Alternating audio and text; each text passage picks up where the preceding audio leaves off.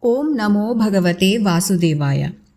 So our topic for today is, why did Dronacharya ask for Ekalavya's thumb? Was he showing favoritism towards Arjuna? To answer this, first let's understand little about Dronacharya. Dronacharya was born in a family of rishis or sages who used to dwell in forests. His father, Rishi Bharadwaja, once went to receive alms when he heard a person was giving away dhanam on that particular day. But by the time he reached there, everything that person wanted to give was over. So he said, "O sage, everything I had I have given away. Only my Astra Vidya is left with me. If you want, I will give that Vidya to you." Bharadwaja Rishi agreed and received it. Thus Astra Vidya entered their family. So Dronacharya learnt this Vidya from his father and he became an expert within no time. In his later years, he, who was an ascetic living in forest, came out of the forest life due to some circumstances and became a Rajaguru and started living in palace. He got promoted from Rajaguru to a minister to a Senadhipati, chief of army. Wait, but don't start thinking that he had fallen down from an ascetic to a material seeker. Even after being surrounded by material luxuries, he lived the same life of an ascetic as before. That was his greatness. He practiced the same yoga sadhana even in the palace. Is it mentioned in Mahabharata? No, it's not. But when we see how his life ended, it's proved. Now, we note that story about Krishna making Yudhishthira utter Ashwathama Hataha Kunjaraha. So Dronacharya loved his son. So he had vowed in the Mahabharata war that if I hear the news that my son Ashwathama died in the war, I will stop being part of the war. So as defeating Dronacharya was a huge task, Krishna and Pandavas got Yudhishthira to scream Ashwathama Hataha and after a pause Kunjaraha. But actually Dronacharya didn't believe this even if it came from Yudhishthira's mouth, as he knows that Ashwathama is a Chiranjeevi.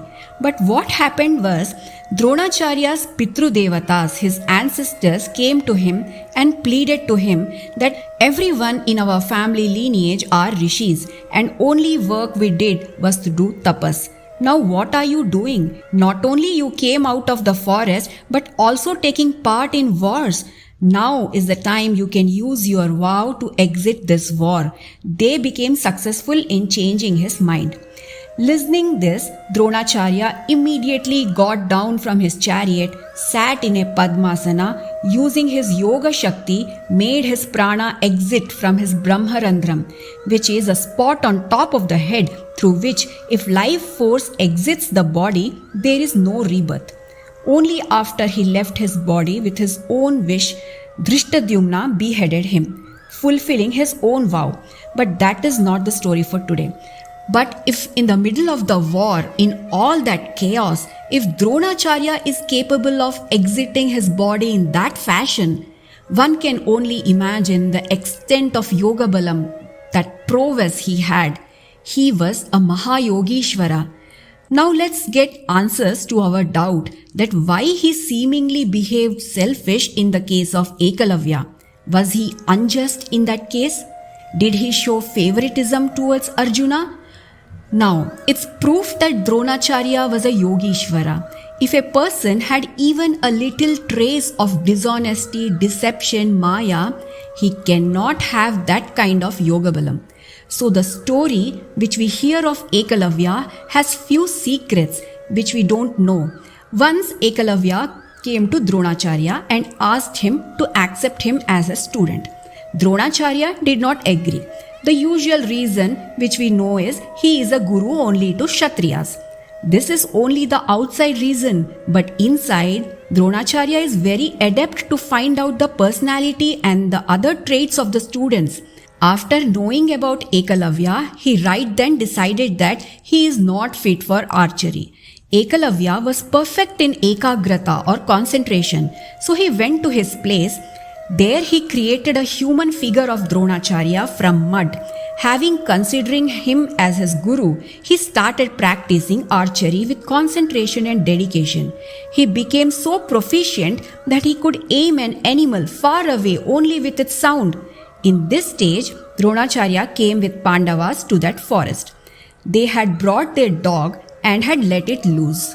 Ekalavya, who was practicing, got disturbed by this dog bark, and because of anger, he shot arrows at this dog, and those arrows fell exactly in its mouth. Dronacharya himself was stunned. After reaching that spot, Dronacharya saw his human figure and Ekalavya.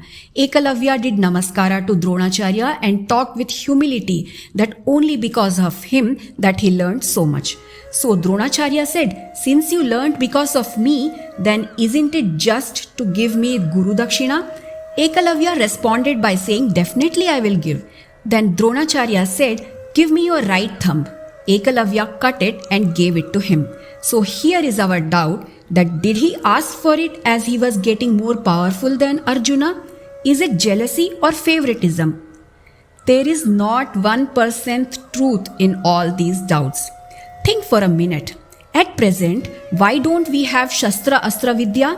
Why we don't have Agneastram, Varunastram, Brahmastram, Pashupatastram? Because we are not fit to use them. This they had already decided, so that didn't get passed on to us. We know how to use various arms, but we don't know how to deal with its consequences. We don't even think of consequences.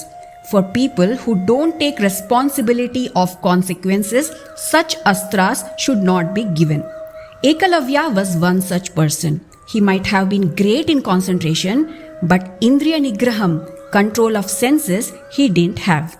A person who got angry by just dog bark and using astras for that purpose, how can he be trusted with bigger powerful astras?